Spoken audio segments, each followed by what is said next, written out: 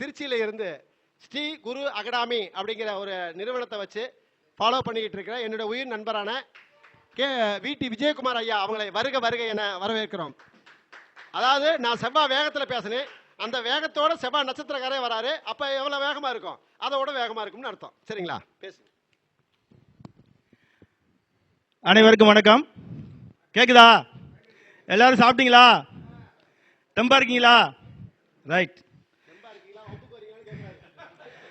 அகத்தியர் ஜோதிட அறக்கட்டளை நிறுவனர் திரு ரவிக்குமார் ஐயா அவர்களுக்கும், எங்களுடைய தந்தை ரிட்டையர்டு தாசில்தார் வடிவேல் ஐயா அவர்களுக்கும், நம்மளுடைய குருநாதர் கோயம்புத்தூரிலிருந்து வருகை புரிந்திருக்கும் திரு துரைசாமி ஐயா அவர்களுக்கும், நண்பர் செந்தில் ஐயா அவர்களுக்கும், அனைத்து ஜோதிட குருமார்களுக்கும், இருக்கும் ஜோதிட பெருமக்கள் அனைவருக்கும் என்னுடைய வணக்கத்தை தெரிவிச்சுக்கிறேன்.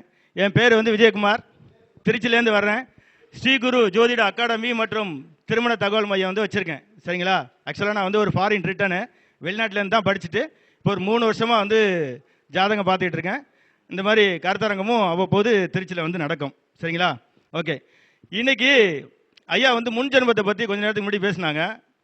12ஆம் பாவத்தை பற்றி சொன்னாங்க. ஒரே ஒரு சின்ன விதி, நாடி விதியில் குருவுக்கு 12ஆம் இடம் முன் ஜென்மத்தை பற்றி சொல்லும். ஒரு ஜாதகத்தில் குருவுக்கு 12ஆம் இடத்துல ஏதாவது கிரகம் இருந்துச்சு அப்படின்னா அவங்களுடைய முன் ஜென்மத்தை பற்றி தெரிஞ்சுக்கணும். அப்படின்னா ஆண் ஜாதகத்தில் குருவுக்கு 12ஆம் இடத்துல வச்சு அந்த கிரகத்தை வச்சு தெரிஞ்சுக்கலாம். அதே மாதிரி பெண் ஜாதகத்தில் சுக்கிரனுக்கு 12ஆம் இடத்துல எந்த கிரகம் இருக்கோ, அதோட திரிகோணத்தில் எந்த கிரகம் இருக்கோ அவங்களுடைய முன் ஜென்மத்தை பற்றி தெரிஞ்சுக்கலாம். ரைட். கருத்தரங்கம் எத்தனாவது கருத்தரங்கம்? இன்னைக்கு தேதி என்ன? 2க்கும் ஒரு ஒற்றுமை இருக்கா? இன்னைக்கு யோகி யாரு? செவ்வாய் தான் யோகி. சரிங்களா? ஐயா சொன்னாங்க செவ்வாயோட நட்சத்திரம் அப்படின்னாங்க. எந்த ஒரு காரண காரியம் இல்லாமல் நம்ம இந்த இடத்துல கூட மாட்டோம், நம்ம பேச மாட்டோம் அப்படிங்கிறத தெரிஞ்சுக்கோங்க. இங்கே எல்லாமே மேக்ஸிமம் ஸ்டூடெண்டாக இருக்கிறதுனால நான் ஒரே ஒரு டாபிக், அப்படி என்னன்னா ஒரு நல்ல விஷயம் இல்லை, கெட்ட விஷயம். முடக்கு அப்படின்ற ஒரு சப்ஜெக்ட் பாரம்பரியத்தில் இருக்குது. அந்த முடக்கு ஒரு ஜாதகத்தில் எந்த பாவத்தில், லக்கணத்துக்கு எத்தனாவது பாவத்தில் இருக்கோ அந்த பாவம் கண்டிப்பாக பாதிக்கப்படுமானா பாதிக்கப்படும். நல்லா கேட்டுக்கங்க. ஒருத்தருடைய ஜாதகத்தில் ஜென்ம லக்கணத்துக்கு முடக்கு பாவம் எத்தனாவது பாகமாக உழுவுதோ அந்த பாவம் கண்டிப்பாக பாதிக்கப்படுமானா பாதிக்கப்படும். சூரியனை அடிப்படையாக வச்சு பார்த்தீங்க அப்படின்னா முடக்க கணக்கு பண்ணுறோம். இப்போ உதாரணத்துக்கு சூரியன் கார்த்திகை நட்சத்திரத்தில் இருக்குன்னு வச்சுக்கோங்க. கார்த்திகை நட்சத்திரத்தில் சூரியன் இருக்கு அப்படின்னா அங்கேருந்து கார்த்திகை நட்சத்திரம் 1, அடுத்து பார்த்தீங்கன்னா ரோகிணி 2ன்னு இப்படியே வரிசையாக எண்ணிட்டு மூல நட்சத்திரம் வரைக்கும் வரணும். ரொம்ப முக்கியமானதுங்க. எல்லாம் உங்களுக்கு நீங்கள் ஜாதகம் பார்க்கும்போது உங்களுக்கு அப்போ தெரிய வரும். ஏன் இந்த சப்ஜெக்ட் அப்போ எடுத்து பேசுகிறேன் அப்படின்னா, இப்போ ரீசெண்டாக போன மாதம் ஒருத்தவங்க பார்த்த ஜாதகத்தில் இந்த முடக்கு தான் வேலை செஞ்சுருக்கு. உதாரண ஜாதகத்தோட நான் சொல்கிறேன், நோட் பண்ணிக்கோங்க. கார்த்திகை நட்சத்திரம் சூரியன் இருந்துச்சுன்னா அதுலேருந்து பார்த்தீங்கன்னா மூலம் வரைக்கும் எண்ணணும். 17வது நட்சத்திரம், அதாவது மூலம் வரைக்கும் என்னென்னம்னா 17 வரும். கார்த்திகை 1, ரோகிணி 2, மிருகசீரிஷம் 3 இப்படியே எண்ணிட்டு வந்தீங்கன்னா மூலம் வரைக்கும் 17 வரும். அந்த மூல நட்சத்திரத்திலேருந்து திரும்பி 17வது நட்சத்திரம் எது வருதோ அதுதான் முடக்கு. சரிங்களா? நல்லா கேட்டுக்கங்க. கார்த்திகை நட்சத்திரத்தில் சூரியன் இருந்தது, அங்கேருந்து மூல நட்சத்திரம் வரைக்கும் எண்ணினோம்னா 17 வரும். அந்த மூல நட்சத்திரத்திலேருந்து திரும்பி ஃபார்வேர்டில் எண்ணினீங்க அப்படின்னா ஆயில்ய நட்சத்திரம் 17வது நட்சத்திரம் வரும். அப்போ முடக்கு நட்சத்திரம் பார்த்தீங்கன்னா ஆயிலியம், முடக்காதிபதி பார்த்தீங்கன்னா சந்திரன். சரிங்களா? இந்த ஒருத்தவங்களுக்கு துலா லக்கணமாக இருக்குது. இப்போ ஆயில்ய நட்சத்திரம் வருதுன்னு வச்சுக்கோங்களேன், அவருக்கு 10ஆம் இடமா வரும். அப்போ 10ஆம் இடம்ங்கிறது என்னது? தொழில் ஸ்தானத்தை அங்கே முடக்கிடும். இதுவே அவயோகியாவோ 6, 8, 12 அதிபதிகள் இந்த முடக்காதிபதியோட சேர்ந்து இருந்துச்சுன்னா ரொம்ப பாதிப்பு வரும். சரிங்களா? ஒவ்வொரு கிரகத்துக்கும் சூரியன் எந்த நட்சத்திரத்தில் இருந்தால் எந்த நட்சத்திரம் முடக்கு அப்படிங்கிற ஒரு விஷயம் இருக்கு. இப்போ ஒரு வேளை பார்த்தீங்க அப்படின்னா ஷார்ட்டாக சொல்லிடுற நட்சத்திரத்தை மட்டும் சொல்லாமல் கேதுக்கு சுக்கிரன் முடக்கு. நோட் பண்ணிக்கோங்க. கேதுக்கு சுக்கிரன் முடக்கு. அதே மாதிரி பார்த்தீங்க அப்படின்னா சுக்கிரனுக்கு கேது தான், அந்த 2 கிரகம் தான் வரும். அடுத்து பார்த்தீங்கன்னா சூரியனுக்கு புதன், அதே மாதிரி சந்திரனுக்கு சனி, செவ்வாய்க்கு பார்த்தீங்கன்னா குரு, ராகு யாரு? 8 கிரகம் வந்துருச்சா? ராகுக்கு ராகு தான் முடக்கு. ராகு தான் முடக்கு. இந்த முடக்கு பார்த்தீங்க அப்படின்னா சூரியனை வச்சு அடிப்படையாக செயல்படும். அதே மாதிரி முடக்காதிபதி ராகு சாரத்தில் இருந்துச்சு, வக்கரமாக இருந்துச்சு அப்படின்னா அதோட தாக்கம் வந்து குறையும். இப்போ வேகமாக அடிக்கிறது என்ன ஆகும், மெதுவாக அடிக்கக்கூடிய ஒரு சூழ்நிலை வந்து உருவாகும். ஆனால் அடி தான் நம்ம வந்து பாதிக்கப்படுறது தான். எந்த விதத்திலையா இருந்தாலும் பாதிப்பு வந்து நமக்கு நிச்சயமாக உண்டானா உண்டு. இது எதுக்கு ஏன் சொல்கிறேன் அப்படின்னா, நீங்கள் அடுத்த ஜாதகம் பார்க்கும்போது கண்டிப்பாக இந்த முடக்கை வந்து பாருங்கள். பழைய புத்தகத்தில் எடுத்து பார்த்தீங்கன்னா முடக்கெல்லாம் கிடையாது. இது ஒரு குறிப்பிட்ட காலத்துக்கு அப்புறம் வந்த ஒரு சப்ஜெக்ட் தான் இந்த முடக்கு. ரொம்ப பழைய புத்தகத்தில் வந்து இந்த முடக்கு அப்படிங்கிற ஒரு சப்ஜெக்டே இல்லை. இது வந்து நம்மளுடைய வம்சாவளியில் முன்னாடி வந்தவங்க அவங்களுடைய ஆய்வில் எடுத்து அவங்களா உண்டாக்கப்பட்ட ஒரு இதுதான் இந்த முடக்கு சப்ஜெக்ட். ரொம்ப ஒரு மிக மிக முக்கியமானது. இந்த முடக்குக்கு பரிகார கோயிலும் இருக்குது. ஏன்னா நீங்கள் எல்லாம் இங்கே ஸ்டூடெண்டாக நிறைய பேர் இருக்கிறனால தான் இந்த சப்ஜெக்டை மட்டும் நான் எடுத்தேன். இதை மட்டும் வந்து பார்த்துக்கோங்க. அடுத்து ஒருத்தங்களுக்கு வந்து திருமணமே இல்லை, 27 வயசுக்கு மேலே தான் திருமணம் அப்படின்னா ஒரு சின்ன விதி ஒன்று. கேது, சந்திரன், செவ்வாய் இந்த 3 கிரகமும் ஒன்று வரிசையாக இருக்கலாம், இல்லைன்னா இடையில எந்த கிரகமும் இல்லாமல் இருக்கலாம். ஒருவேளை கேது வந்து மகரத்தில் இருந்து செவ்வாய் வந்து மேசத்தில் இருக்குது, வந்து பார்த்தீங்கன்னா சந்திரன் வந்து மிதுனத்தில் இருக்குன்னு வச்சுக்கோங்களேன். இதுக்கு இடையில எந்த கிரகமும் இல்லைன்னா அவங்களுக்கு திருமணம் வந்து 27 வயசுக்கு மேலே தான். திருமணமே ஆனாலும் என்ன ஆயிரும், 2 தாரம் ஆயிரும். ஒன்று கணவனோட சேர்ந்து வாழ முடியாது, இல்லைன்னா கணவன் வந்து பார்த்தீங்கன்னா வெளியூர் வெளிநாடு அந்த மாதிரி வந்து போயிடுவாங்க. எப்பயாவது ஒருக்க வந்து சந்திச்சுட்டு போகக்கூடிய ஒரு சூழ்நிலை இருக்கும். 100க்கு 99% 27 வயசுக்கு மேலே தான் திருமணம். எழுதி வச்சுக்கோங்க. இந்த விதி வந்து பொருந்தும். என்னுடைய ஆய்வில் நான் எடுத்தது கேது, ஆனால் கேது, சந்திரன், செவ்வாய் இந்த 3 கிரகமும் வரிசையாக இருக்கலாம், ஒரே கட்டத்தில் இருக்கலாம், இந்த அடுத்தடுத்த கட்டத்தில் இருக்கலாம், இல்லைன்னா ரொம்ப தூரத்தில் இருக்கலாம். இடையில எந்த கிரகமும் இருக்கக்கூடாது. இது 100% பொருந்தும். ஏன்னா 21 வயசில் ஒருத்தவங்க வந்து ஜாதகம் பார்க்க வராங்கன்னு வச்சுக்கோங்க, நீங்கள் சொல்லிடலாம், தாராளமாக நோட்டை மடிச்சு கொடுத்து போயிட்டு வீடு கட்டிட்டு நல்லா சம்பாரிச்சிட்டு அப்புறம் வாப்பான்னு ஜென்டிலாக சொல்லி விட்டுடலாம். அவங்க வந்து திருமண பொருத்தம் பார்க்கறதுக்கோ இது பண்ணுறதுக்கோ அலைய வேண்டிய அவசியம் இல்லை. நம்ம பாதுகாக்கலாம்ல சார். ஏன்னா இந்த மாதிரி விதியெல்லாம் நம்ம ஜோதிடர்களை வந்து தெரிஞ்சு வச்சுக்கணும். ஏன்னா கடவுளுக்கு அடுத்த நிலையில் வந்து நம்மளுக்கு வந்து நினைக்கிறாங்க. எல்லா ஜாதகம் பார்க்க வர்றாங்க அத்தனை பேரும், ஈவன் எங்கள் வீட்டில் உள்ள என்னுடைய உடன் பிறந்தவங்களும் சரி, பக்கத்தில் இருக்கிறவங்களும் சரி, எல்லாருமே நமக்கு கடவுளுக்கு நிகராக தான் வந்து நம்மளை நினைக்கிறாங்க. அப்படிங்கும்போது நம்மளுடைய அப்டேஷன், நம்ம நிறையா விஷயங்களை வந்து தெரிஞ்சிருக்கணும், உண்மையை சொல்லணும், கரெக்டாக சொல்லணும். சரிங்களா? அப்போ தான் வந்து பார்த்திங்கன்னா நம்ம அடுத்தடுத்த லெவலுக்கு போக முடியும், அவங்களையும் நம்ம வந்து பாதுகாக்க முடியும். ஏன்னா ஜோதிடத்தில் பல மெத்தட் இருக்குது. இப்போ நான் இன்றைக்கி வந்து பாரம்பரியத்தை மட்டும் தான் பேசுகிறேன்.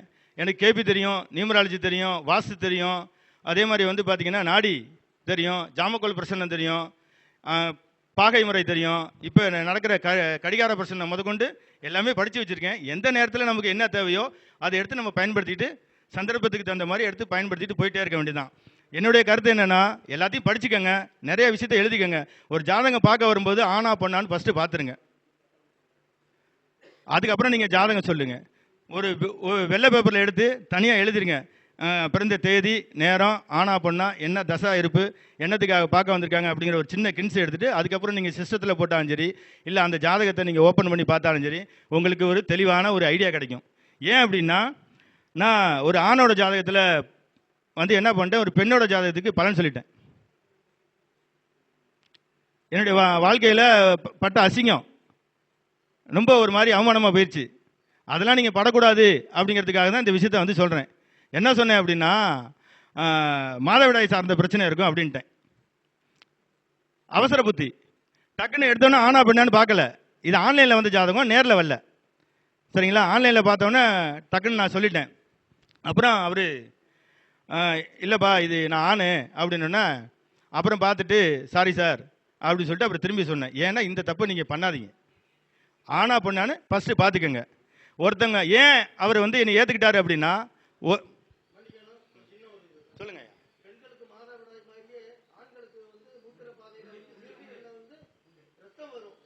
வரும் கண்டிப்பா 100க்கு 100 உண்மை. 7ஆம் இடம் காலபுருஷனுக்கு 7ஆம் இடம் 8ஆம் இடம் பாதிக்கப்பட்டிருந்துச்சு அப்படின்னா, சுக்கிரனோ செவ்வாயும் அங்கே பாதிக்கப்பட்டிருந்துச்சுன்னா, நீங்கள் சொன்ன அந்த பெண்களுக்கு வரக்கூடிய அந்த கழிவு இது மாதிரி ஆண்களுக்கும் அந்த உதிரம் வரும். 100க்கு 100 உண்மை, ஏற்றுக்கொள்ளக்கூடிய விஷயங்கள். ஆமா, அவருக்கு ஒரு கைத்தட்டலாமே, ஏன்னா நம்மளை நாம உற்சாகப்படுத்திக்கிற மாதிரி. ஏன்னா இது மருத்துவ ஜோதிடத்தில் வந்து வருங்கய்யா. ஏன்னா ஒருத்தவங்களுக்கு சிறுநீர் பிரச்சனை அப்படின்னா 7ஆம் பாவம் கெட்டு போயிருக்கணும். எந்த லக்கணமா இருந்தாலும் சரி, 7ஆம் பாவம் வந்து என்ன சொல்லுவான், நல்லா இருந்தா களத்துல அமைன்னு சொல்லுவோம்ல, கெட்டு போயிருந்தாலும் களத்துல அமையான்னு சொல்லுவோம்ல. கெட்டு போயிருந்தாலும் அங்க நம்ம என்ன பண்ணுவோம், யூரின் போற இதுலயோ அந்த அந்த 7ஆம் பாவம் சார்ந்த அந்த பாதிப்பு வந்து இருக்குமானா இது கண்டிப்பா உண்டு. இது மருத்துவ ஜோதிடத்தில் உண்டு.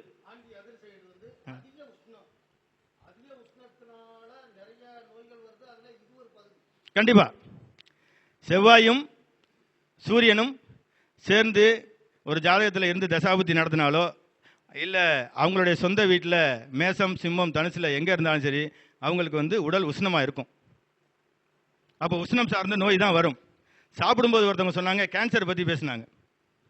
சரிங்களா, இந்த செவ்வாய் குரு இந்த சூரியன் இந்த ராஜகிரகங்கள் 3 ஒன்றா இருந்து அங்கே 6, 8, 12லையோ இல்லை ராகு கேதுவோட நெருங்கிய டிகிரியில் இருந்துச்சுன்னா கண்டிப்பாக அவங்களுக்கு வந்து கேன்சர் உண்டு. எந்த பாவத்தில் இருந்தாலும் சரி அந்த பாவம் ரீதியாக கேன்சர் வரும். கேன்சர் தான் 12 பாவத்துலையும் இருக்க.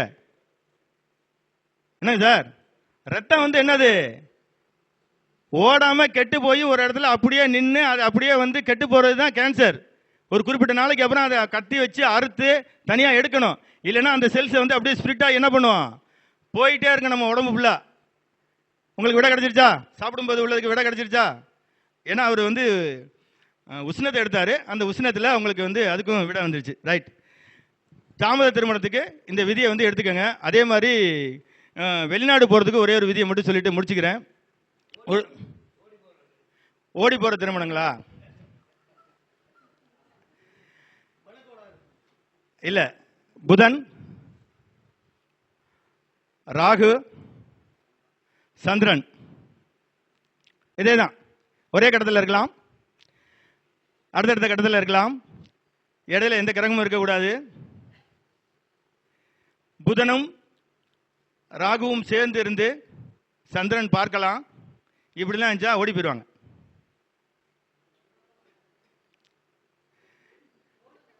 கண்டிப்பா ஓடுவாங்க. இல்ல 100க்கு 99% ஓடி போயிடுவாங்க. லவ் மேரேஜுக்கு வேற அமைப்பு, அது 5ஆம் இடத்துல எடுக்கணும். ஏன் ஓடி போறாங்க?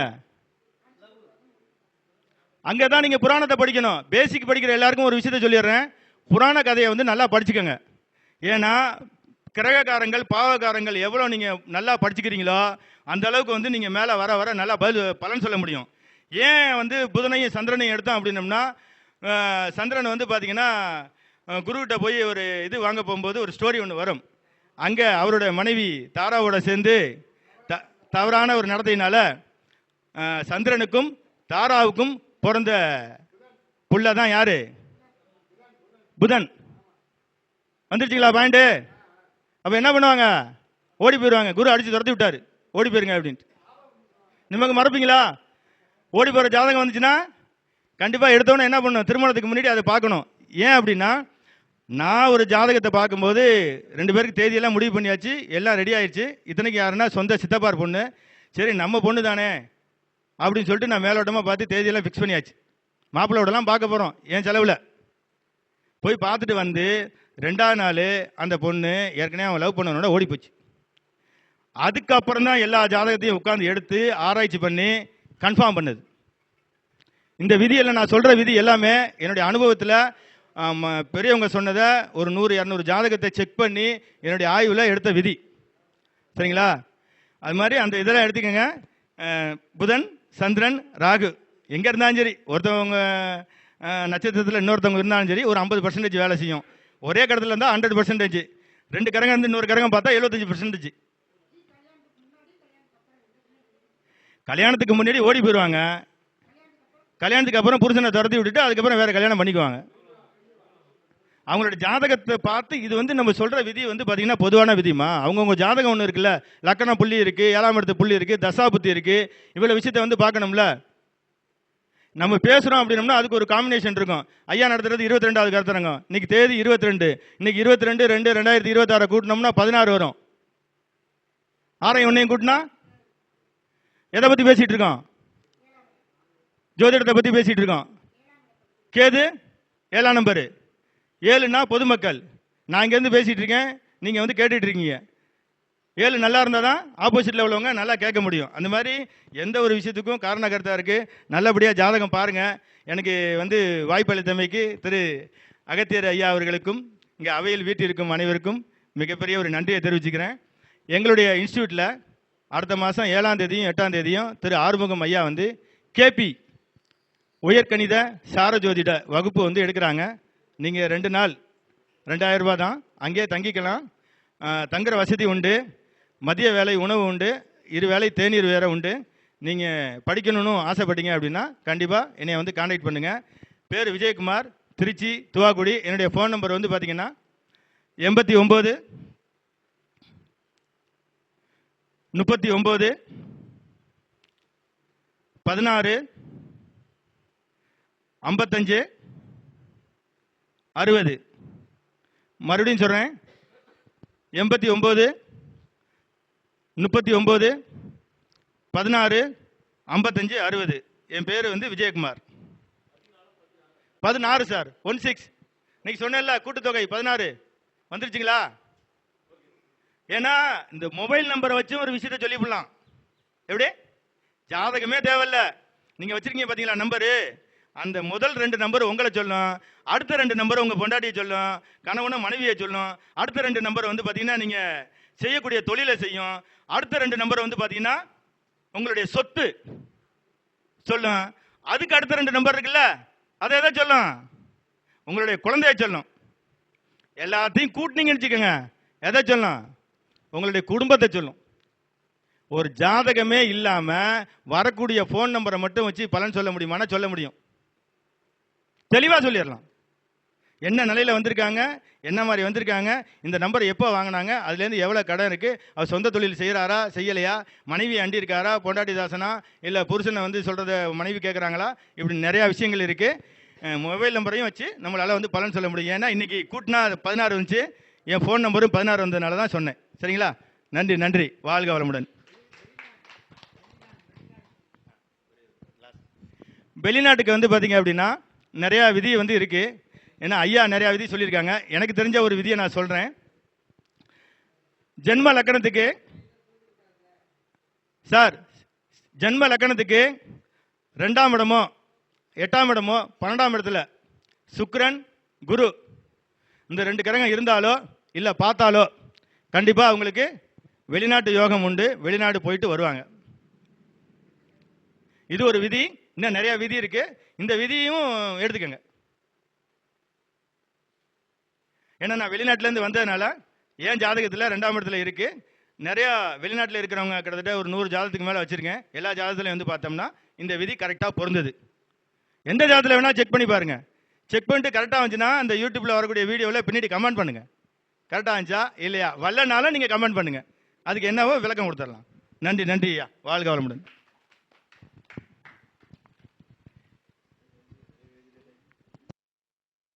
பரவாயில்ல, இப்படி தான் வருங்க ஜோதிடத்தில். நம்ம பேச வந்தது ஒன்று, பேசுறது வேறையாக தான் இருக்கும். அது சூழ்நிலை. இப்போ அன்னைக்கு கிரகம் அந்த இடத்துல என்ன ஆயத்தியம் பண்ணியிருக்குதோ அதைத்தான் நம்ம பேச முடியும். அதான் உண்மை. பிரபஞ்சம் அனுமதி இல்லாமல் எதையும் நம்ம பேச முடியாது. ஒருவேளை நாம் கற்பனை பண்ணிட்டு வந்தாலும், அது ஐயாட்ட முன்னாடியே சொன்னேன், நாம் கற்பனை பண்ணிட்டு வந்தாலும் அங்கே கேட்குற கேள்வியை பொறுத்து பதில் சொல்ல வேண்டிய கட்டாயத்தில் நம்ம இருக்கிறோம். அப்படிங்கும்போது அப்படியே திசை மாற்றி விட்டுரும். சரிங்களா? அதான் ஜோதிடர். நம்ம எழுதிட்டு வந்தால் அப்படியே பேசணும்னா மனப்பாடம் பண்ணி தான் பேசணும். சரிங்களா? மனப்பாடம் பண்ணால் கூட இடையில யாரோ ஒருத்தர் கேள்வி கேட்டாலும் மனப்பாடம் அப்படி நின்று போயிடும், விளங்கிடும், எதுவுமே செய்ய முடியாது. அதாவது நம்ம கேட்குற கேள்விக்கெல்லாம் பதில் சொல்லிட்டே இருந்தோம்னா எவ்வளோ நேரம்னா பேசிக்கிட்டு இருக்கலாம், எவ்வளோ நேரம்னா பதில் அது எங்கேருந்து வருதுன்னு நம்மளுக்கே தெரியாது. பதில் டக்கு டக்குன்னு வந்து உட்காரும் மண்டையில். சரிங்களா? அப்போ ஐயா வந்து முடக்கு விஷயத்தை ரொம்ப அருமையாக சொன்னாங்க. சரியா? வெளிநாடு போகிறதுக்கான விஷயத்தையும் சொன்னாங்க. அதாவது ஓடி போகிற திருமணத்துக்கும் சொன்னாங்க. சரியா? அதாவது இதெல்லாம் வந்து ஒவ்வொரு விஷயத்துக்கும் ஒவ்வொன்றும் கற்பனை பண்ணி பார்த்தீங்கன்னா எல்லாமே சகுன நிமித்தமாக தான் நடக்குது. ஜோதிடத்தில் என்னங்க, சகுன நிமித்தம் பார்த்தவன் தோக்க மாட்டான்னு அர்த்தம். நல்லா ஃபஸ்ட்டு புரிஞ்சுக்குங்க. அதாவது சாரம் பார்த்தவன் தோத்து போகிறோம், சாரம் பார்க்காதவன் ஜோரம் போயிடுவான்னு சொல்லுவாங்களா இல்லையா? அதே மாதிரி சகுனம் பார்க்காம ஜோதிடம் தோத்து போயிரும்னு அர்த்தம். சகுனம் பார்த்தா மட்டும்தான் ஜோதிடம் ஜெயிக்கும்னு அர்த்தம். அன்னைய காலத்துல இருந்து சகுனம் வழியாக தான், அதாவது ஒரு பொருள் வழியாக தான் ஜோதிடமே உற்பத்தி பண்ணாங்க. சரியா? அப்போ எல்லாமே சகனம் பார்ப்பாங்க. இன்னைக்கு அளவும் கொங்கு சமுதாயத்தில் போயிட்டீங்கன்னு வச்சுக்கோங்க, ஒரு திருமணம் பொண்ணு பார்க்க போகணும்னா உடனே சகனம் பார்த்து தான் அடுத்த பொண்ணே பார்ப்பாங்க. உண்டு, சரிங்களா? அப்போ சகனங்கிறது ரொம்ப ரொம்ப முக்கியமானது. இப்ப ஐயா கடைசியில் வந்து நின்னாரு, போன் நம்பர் நின்னாரு இல்லையா? கேட்டுட்டு தான் இருந்தீங்க. போன் நம்பர் நின்னாரு இல்லையா? போன் நம்பர் சொல்லுதுன்னா அப்ப சகனம் சொல்றது உண்மைதானே? கிளிசோசியம் சொல்றது உண்மைதானே? நல்லாப்பா. அப்ப சோசியத்துக்கு படிப்பு தேவையில்லைன்னு அர்த்தம். புரிஞ்சுக்கணும். நாம எதுக்கு சொல்ல வரோம்னா, சோசியத்துக்கு படிப்பு தேவையில்லை. சரியா? படிச்சவன் ஜோசியனாங்கிறது முக்கியம் இல்லை. கௌரவத்துக்கு வேணா படிப்பை வச்சுக்கலாம், தன்னை அறிவுப்படுத்துவதற்காக படிப்பு வச்சுக்கலாம். ஆனா ஜோயிடத்துக்கு என்ன தேவையில்லை? படிப்பு தேவையில்லை. சரியா? அணுவம் தான் ஜோயிடம். என்னங்க? அணுவம் தான் ஜோயிடம். சரிங்களா? அணுவப்பட்டவன் நிச்சயமாலுமே எதை சொன்னாலும் அது பலிதமாகும். அதுக்கு தான் சொல்லுவாங்க, வாழ்க்கையில சித்திரவதைக்கு ஆளானவன், அடிபட்டவன், நொந்து போனவன், அவன் தான் ஜோயிடம் வர முடியும்னு எழுதி வச்சிருக்காங்க வரலாறுல.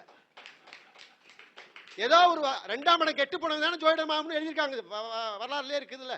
ஏதோ ஒரு வகையில் 2ஆம் இடம் கெட்டு போனவன், தோத்து போனவன், அவமானப்பட்டவன், சித்திரவப்பட்டவன், அவன் தான் ஜோயிடத்துக்குள்ள வந்து விளையாடுவானே தவிர அவனுக்கு தான் ஜோயிடம் பலிக்குமே தவிர வேற யாருக்கும் பலிக்காது.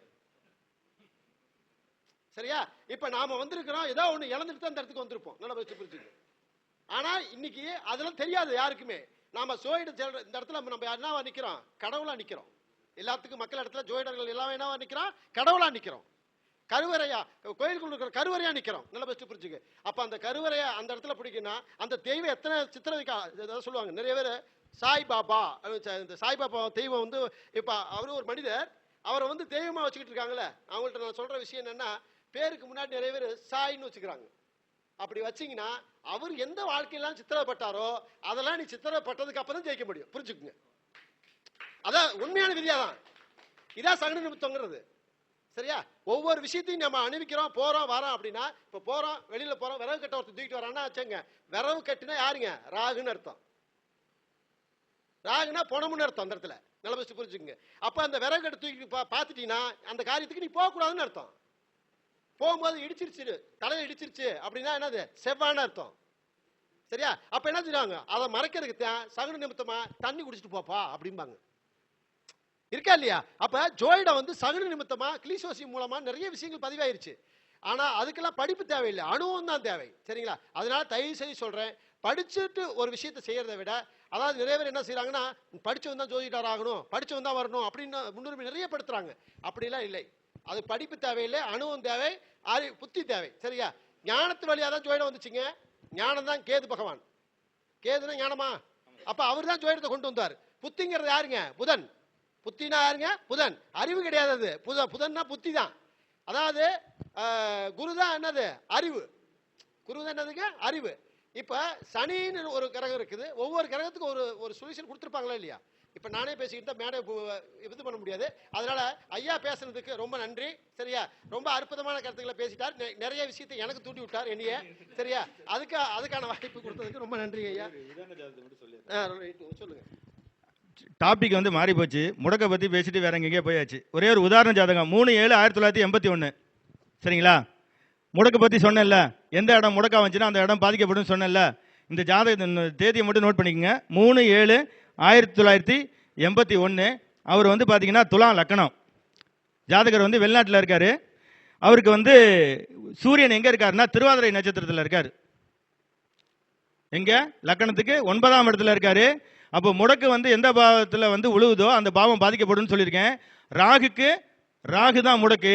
அப்போ சூரியன் என்ற நட்சத்திரம் திருவாதிரை, அங்கே அவருக்கு 9ஆம் இடம் முடக்கு. தந்தையால் அவருக்கு எந்த பிரயோஜனம் இல்லை. 15-20 ஏக்கர் நிலம் இருக்கு. அப்பா வந்து இங்கே இருக்காரு, பையன் வந்து வெளிநாட்டில் அமெரிக்காவில் இருக்காப்புல. இது ஏன் இந்த ஜாதகத்தை போட்டேன் அப்படின்னா, 25/12/2025 அன்னைக்கு அவங்க அப்பா டூ வீலரில் போகும்போது கரெக்டாக விபத்து, ஆக்சிடென்ட் ஆகி போச்சு. அவர் போய் ஐசியூவில் போய் இது பண்ணி ஜனவரி மாதம் 10ஆம் தேதி வரைக்கும் அவர் ஐசியூவில் இருந்துட்டு தான் வந்தார். இப்போது அவரால் ஏஞ்சி நடக்க முடியல, ஒன்றும் பண்ண முடியல. நர்ஸு ஒருத்தவங்க வந்து வேலை செய்கிறாங்க. ஏன் ஒரு டாபிக் எடுக்கிறோம்னா உதாரணம் என்னால் எல்லா ஜாதகத்திலையும் நிரூபிக்க முடியும். இது வந்து உங்களுக்கு லைவாக இந்த ஜாதகத்தை வந்து சொல்கிறேன். இப்போ ரீசெண்டாக நடந்தது, போன மாதம் நடந்தது. இது மட்டும் இல்லை, இன்னொரு தேதி வந்து வேற நான் எடுத்து வச்சிருக்கேன். 11/5/2018 அன்னைக்கு இதே தந்தை இதே மோட்டர் பைக்கில் ஒருத்தன் வந்து எய்த்தாப்புல வந்து ஆக்சிடென்ட்டு. அன்னைக்கு பெருசாக ஒன்றும் விபத்து இல்லை. அன்னைக்கும் 1 மாதம் ஆஸ்பத்திரியில் இருந்துட்டு ஐசியூவில் இருந்துட்டு தான் வந்தார். ஏன் அப்படின்னா இன்னைக்கு கோச்சாரத்தில் ராகு எங்கே போகிறாரு? எங்கே போகிறாரு? கும்பத்தில் போகிறாரு. இன்னைக்கு சூரியன் எங்கே போகிறாரு? சதய நட்சத்திரத்தில் தான் போகிறாரு. அப்போ ராகுவோட நட்சத்திரத்தில் சூரியன் போனால் யார் முடக்கு? ராகு தான் முடக்கு. அப்போ இன்னைக்கு இங்கே சுவாதி முடக்கு. இவருடைய ஜாதகத்தில் நான் வந்து 9ஆம் இடம் திருவாதிரை முடக்குன்றிருக்கேன். 1, 5, 9 திரிகோணம். இதுக்கு மேட்ச் ஆகுதா இல்லையா? நான் யதார்த்தமாக இங்கே வந்து உட்காந்துட்டு தான் இந்த ஜாதகத்தை எடுத்தேன். என்ன பேச போகிறோன்னு தெரியல. வந்து உட்காந்துட்டு அந்த ஜாதகத்தை உடனே ப்ரிப்பேர் பண்ணேன். உங்களுக்கு வந்து சரி கரெக்டாக சொல்லணும் அப்படிங்கிறதுக்காக இந்த ஜாதகத்தை வந்து போட்டேன். எதுக்கு இந்த ஜாதகத்துக்கும் இன்னைக்கு ஓடுற முடக்குக்கும் நான் பார்த்த உங்களுக்கு கொண்டு வந்த ஜாதகத்துக்கும் ஒரு கனெக்ஷன் இருக்கா இல்லையா? அப்போ இந்த சப்ஜெக்ட் உண்மை தானே? அப்போ உங்கள்கிட்ட வந்தாலும் நீங்கள் வந்து தாராளமாக பாருங்கள். ஏன் அப்படின்னா கொஞ்சம் முன்னெச்சரிக்கையாக இருக்கிறதுக்கு. யாரை சொல்லியும் பயன்படுத்த வேண்டாம். முடக்கு ஆயிடுச்சு, இதுதான் முடக்கு. அந்த பாவம் முடங்கிடும். அது செயல்படுத்த முடியாத தன்மை. அது வேற எந்த வேலையும் செய்ய விடாது. அப்படியே நின்று போயிடும். அதான் முடக்கு. அதை நம்ம ஜோதிடத்தின் ரீதியாக என்ன செய்ய முடியும் அப்படிங்கிறத பரிகாரத்தின் மூலியமாவோ இல்லை வருமுன் காப்போம் அப்படிங்கிற மாதிரி ஏதாவது நம்ம வந்து தடுத்துக்கலாம். அதுக்கு நிறையா விஷயங்கள் வந்து இருக்குது. இந்த உதாரண ஜாதகத்தை நீங்கள் எடுத்துக்கிட்டு உங்கள் ஜாதகத்திலையும் செக் பண்ணி பாருங்கள். நன்றி, வணக்கம்.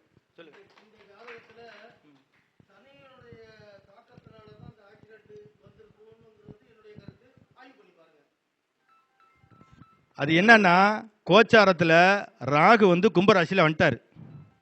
எப்போ கும்பராசியில் வந்து என்ட்ரு ஆனாரோ அதோட திரிகோணங்கள் வந்து வேலை செய்யும். ஓகேங்களா? இதை வச்சுக்கோங்க. நீங்கள் இங்கே இருக்கீங்க. உங்களை வந்து யாராவது உரசணும். அதான் இன்னைக்கு உள்ள கோச்சார கிரகம். இங்கே இருக்கிறால இந்த தீப்பெட்டியோ ஏதோ ஒன்றுங்க வந்து உரசணும், இல்லைன்னா தொடணும். அப்போ தானே அது வேலை செய்யும். தீக்குச்சியும் தீப்பெட்டியும் தனித்தனியாக இருக்கும்போது வேலை செய்யுமா? செய்யாதுல்ல. சனியோட தொடர்பு வந்து அங்கே இல்லை. ஆனால் டிரான்சிட்டில் உள்ள திரிகோணத்தில் வரக்கூடிய ராகு 1, 5, 9 திரிகோணத்தில் +3 டிகிரி -3 டிகிரியில் வரும்போது கண்டிப்பாக வேலை செய்வார். இதை நோட் பண்ணிக்கோங்க.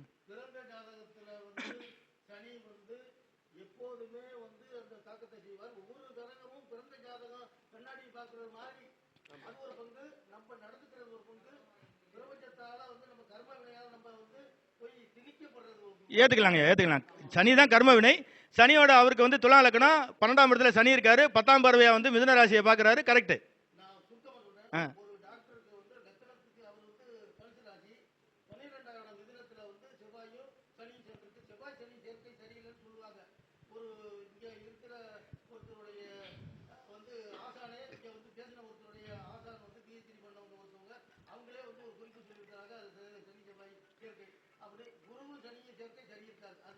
ஐயா, ஒரு காயினுக்கு 2 பக்கம். சரிங்களா? ஒன்று நல்லது இருக்கும், இன்னொன்று கெடுதல் இருக்கும். அவங்க சரியில்லாத பக்கத்தை வந்து எடுத்து சொன்னாங்க. இது ஏன் செவ்வாய் சனி சரியில்லைன்னு சொல்லியிருப்பாங்க அப்படின்னா நிறைய விதி இருக்கு, விதிவிலக்கு இருக்கு. முதல் குழந்தை பிறந்து 2வது குழந்தை பிறக்கிறதுக்கு இடையில செவ்வாயும் சனியும் சேர்ந்துருந்தா அண்ணன் அவங்க 2 பேருக்கு சண்டை வரும். இல்லைன்னா அவன் வந்து மனைவி வந்து அம்மா வீட்டுக்கு போய் 1 வருஷமோ 2 வருஷம் கழிச்சு இருப்பாங்க. முதல் குழந்தைக்கு 2வது குழந்தைக்கு குறைச்சலாம் 2 வருஷம் இல்லைன்னா 4 வருஷம் கேப் இருக்கும். இதை ஒத்துக்கிறீங்களா? அப்போ அவர் சொன்ன கரெக்ட் தானே? அந்த மாதிரி இரவு பகல், ஒரு காயினுக்கு பூ தலை, இந்த மாதிரி காலை மாலை அப்படி நிறைய 2 பக்கம் இருக்கு. அவர் ஒரு பக்கத்தை சொல்லியிருக்காரு, அதுல இன்னொரு பக்கம் இருக்கு.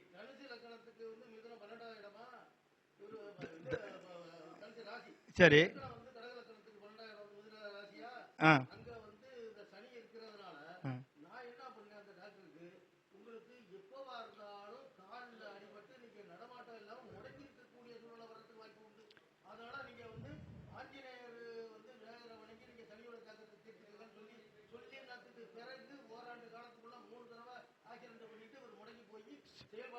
சூப்பருங்க, சூப்பர். ஐயாவுக்கு ஒரு பழத்தை கைத்தட்டு கொடுங்க.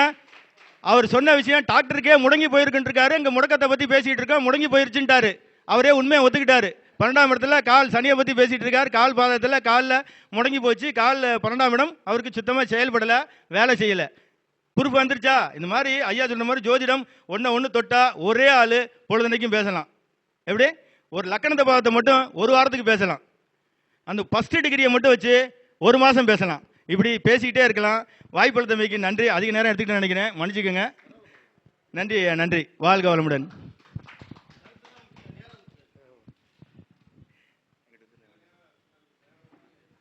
ஐயா சொல்றாரு கருத்து தான் முக்கியம், நேரம் முக்கியம் இல்லைன்னு. இதுல சூழ்நிலை தான் முக்கியமா இருக்குது. எப்படி சூழ்நிலை தான் முக்கியமாக இருக்குது. அதாவது ஒரு மனுஷன் நல்லவன் ஆகிறது கெட்டவன் ஆகிறது சூழ்நிலை சந்தர்ப்பங்கள்னால மட்டும்தான். எப்படிங்க? சூழ்நிலை சந்தர்ப்பம். பிறக்கும் போது எல்லா குழந்தையும் நல்ல குழந்தை தான், சரிங்களா? நல்லவன் ஆகிறதும் கெட்டவன் ஆகிறதும் சூழ்நிலை சந்தர்ப்பங்களை பொறுத்து. இப்போ இந்த இடத்துல சாராயம் காய்ச்சல்னா போலீஸ் எல்லாத்தையும் வந்து பிடிச்சி போவேன். நீ நான் இல்லைங்க 4 நாள் சோசியம் பார்க்க தான் வந்தேன்னா கேட்க மாட்டேன், எல்லாரும் ஏறு வண்டியில் அப்படி ஏற்றிடுவேன், சரியா? அதுக்கப்புறம் போய் பேசிட்டு தான் நம்ம சவால் படி வெளியே வரணும். அதனால இந்த கூட பள்ளிக்கூடமா இருக்கிறதுனால பார்க்குறவங்களுக்கு நல்லதா தெரியும், அவ்வளோதான். புரியுதுங்களா? எப்படிங்க இந்த கூட இப்போ இப்போ கடைசியில் இப்போ ஐயா பேசுறாரு, எல்லாம் சத்தம் போட்டு பேசுகிறான். அங்கிட்டு சோசியல் நடக்குதுன்னு தெரியாது அவங்களுக்கு. அவங்க என்ன சொல்லுவாங்க, என்னையா அந்த மூலையில் பெரிய சத்தமாக இருக்குது, இங்கே சண்டை பெரிய கலவரம் நடக்க மாட்டோம் அப்படின்னு நிறைய வந்து பார்த்துட்டு போகிறவங்களும் உண்டு. இதெல்லாம் வச்சு புரிஞ்சுங்க, சரியா? அதனால சூழ்நிலை சந்தர்ப்பங்களை பொறுத்து தான் எல்லா நிகழ்வும் நடக்கும். ஆமாம் வந்து பார்த்தீங்களா? அப்போ அந்த நிகழ்வு நடக்குது, சரிங்களா? இது ஒன்றும் பண்ண முடியாது, ரைட்டு? அதாவது நம்மளுடைய இதுக்கு வந்து இணங்கி நல்லா அருமையாக, அதாவது இந்த இள வயசில் உண்மையாக சொல்ல அது பாராட்டுங்கிறது அதுக்கு தான், வேற ஒன்றும் கிடையாது. ஒவ்வொருத்தட்டும் ஒவ்வொரு திறமை இருக்கும். அந்த திறமை வந்து எப்போ பாராட்டப்படணும், எப்போ விதிக்கப்படணும், எப்போ சொல்லப்படணும், பிரபஞ்சம் உணர்த்தலாம் மட்டும் சொல்ல முடியும். அதான் உண்மை. என்ன, நான் பிரபஞ்சத்தை முழுசாக நம்புறேன்.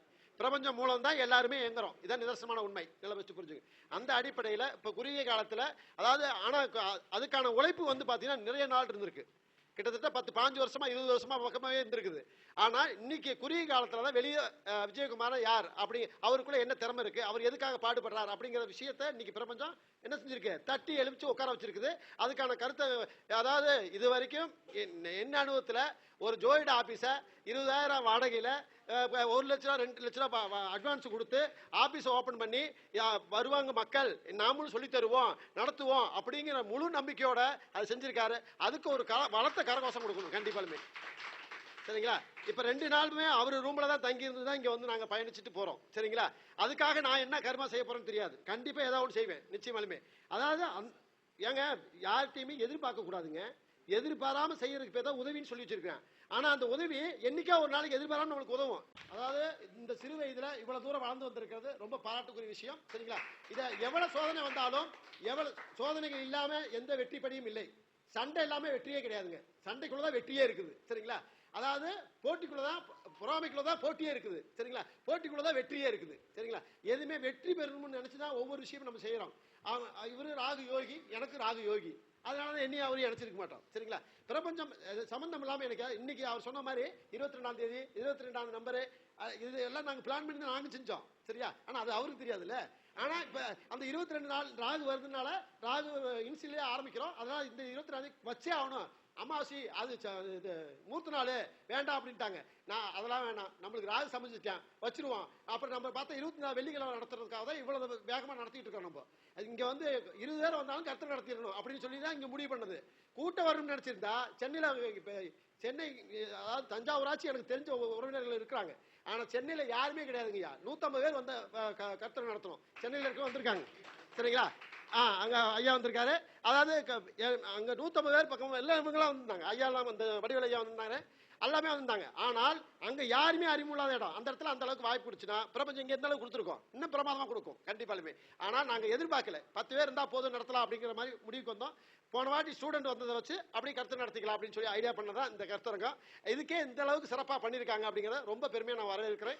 அதே மாதிரி ஐயாவுக்கு பொன்னாடை போத்த, அதாவது என்னுடைய பயணத்தில், அதாவது திருமண வகுப்பு எடுத்து தான் இந்த அளவுக்கு நான் சென்னையிலே கருத்தரங்கம் நடத்துறதுக்கு, இங்கே நடத்துறதுக்கு எல்லாத்துக்கும் வாய்ப்பு கொடுத்தவர் துரைசாமி ஐயா. அவங்கள வருக வருக என வரவேற்கிறேன். அதாவது அவர் சொல்லுவாரு நான் தான் அவரை வெளி உலகத்துக்கு கொண்டு வந்தேன்னு, அது உண்மைதான். அது கேமரா மூலம் தெரிஞ்சதுனால இன்னைக்கு 1 லட்சம் ரவி பாபா ஸ்டோரில் தான் லைவ் கொடுத்துருக்குறோம். அந்த சேனலில் ஐயா பேசி 1 லட்சம் வியூவர்ஸ் பார்த்துருக்காங்க, 1 லட்சம் பேர் பார்த்துருக்காங்க, சரிங்களா? இன்னைக்கு ஒரு அதாவது டெய்லியும் ஜாதகம் பார்க்க என்னால் பார்க்கவே முடியலைங்கய்யா அப்படிங்கிறார், சரிங்களா? அது எனக்கு பெருமை, நல்ல பெஸ்ட் புரிஞ்சுக்கு. அதே மாதிரி வயசானவர் ஒருத்தர் ஐயா வந்திருக்காங்க. அவங்க 82 வயசு ஆகுது. இன்னைக்கு இப்போ சேனலில் ரொம்ப 57,000 பேர் பார்த்துருக்காங்க, 60,000 பேர் பார்த்துருக்காங்க அவரை, ஐயாவை. சென்னையில் வந்து பேசுகிறாங்க, பேச்சு கொடுத்தாங்க. இப்போ 60,000 பேர் பார்த்துருக்காங்க, சரிங்களா? இதெல்லாம் பெருமைக்குரிய விஷயம். அதனாலே ஐயா கிருஷ்ணகிரியில வந்து வந்திருக்காரு. இங்கே பக்கம் இல்லை, கிருஷ்ணகிரியிலேருந்து 82 வயது ஆகுது ஐயாவுக்கு, சரிங்களா? வந்திருக்காங்க. அது மாதிரி அவங்களுக்குள்ள அனுபவம் இருக்குன்னு மக்கள் நம்புறாங்க. அதே மாதிரி அவங்களுக்கு கொடுக்குறாங்க, சரிங்களா? அந்த அனுபவம் இத்தனை வாட்டி கஷ்டப்பட்டு இருப்பாங்க, அதுக்கான வெற்றி தான் பிரபஞ்சம் கொடுக்கறது. இப்போ நீங்களாம் நீ பார்க்கறதுக்கான வாய்ப்பு கிடைக்குது, நான் உங்களை பார்க்கறதுக்கு வாய்ப்பு கிடைக்கிறேன். எனக்கு பிரபஞ்சம் கொடுத்த வெற்றி. அது மாதிரி ஐயா மூலம் தான் நான் இப்போதைக்கு திருமண வகுப்பு அங்கங்கே போட்டுட்டு இருக்கிறேன். எந்த ஊரில் நீ கூப்பிட்டீங்களோ அந்த ஊரில் ஒரு 20 பேர் 5 பேர் இருந்தால் நிச்சயமாலுமே திருமண வகுப்பு எடுத்து கொடுக்கறது எங்களுடைய பொறுப்பு அப்படின்னு ஐயா சொல்லியிருக்காங்க. அதோட நானும் ஒரு உத்தரவாதமாக கொடுக்குறேன். என் டீமை தவிர வேற எங்கேயும் எடுத்து கொடுக்கல ஐயா, என் டீம்லேயே பயணிக்கிறேன் அப்படின்னு சொல்லிட்டாரு. அதனால எங்கே கூப்பிட்டாலும் போய் போட்டலாங்க ஐயா. திருமண வகுப்பு விஷயமா, குழந்தை பேர் விஷயமா வகுப்பு கேட்டால் நிச்சயமா எந்த ஊரில் ஆள் ஒரு 15 பேத்துக்கு மேலே இருந்தாங்கன்னா ஏன்னா போகிற செலவுக்கு வேணுமில்லைங்க, அப்படின்னா தான் அதை செய்ய முடியும். சரிங்களா? அதே இடத்துல கிளாஸ் எடுத்துட்டு அதே இடத்துல வகுப்பு நடத்துறோம் அப்படிங்கிறத உத்தரவாதம் கொடுக்குறோம். இப்போ ஜோ இடத்துல எவ்வளோ ஆர்வம் வந்தா அவங்களுடைய பையங்களை 2 பேர்த்த கூட்டியாந்து பாதுகாப்போட வந்திருக்காருங்க. சரிங்களா? 2 பையங்களையும் கூட்டி வந்திருக்காரு. சரிங்க? இதெல்லாம் ஆர்வப்பில் தான், யாருமே நம்ம கையில் கொடுக்கறது இல்லை. இதெல்லாம் வச்சு புரிஞ்சுங்க. சரிங்களா? ஒவ்வொருத்தையும் வர ஆர்வம் தான். அந்த ஆர்வத்தின் அடிப்படையில் ஐயாவை மீண்டும் ஒரு கரகோஷம் கொடுத்து பாராட்டினீங்கன்னா அவருக்கு உற்சாகமா இருக்கும் அப்படிங்கிறது தான் என்னோட விஷயம். சரிங்க, ஓகே. அப்பப்ப நீ எழுப்பினது நான் மறப்பேன். இப்படி வாங்க.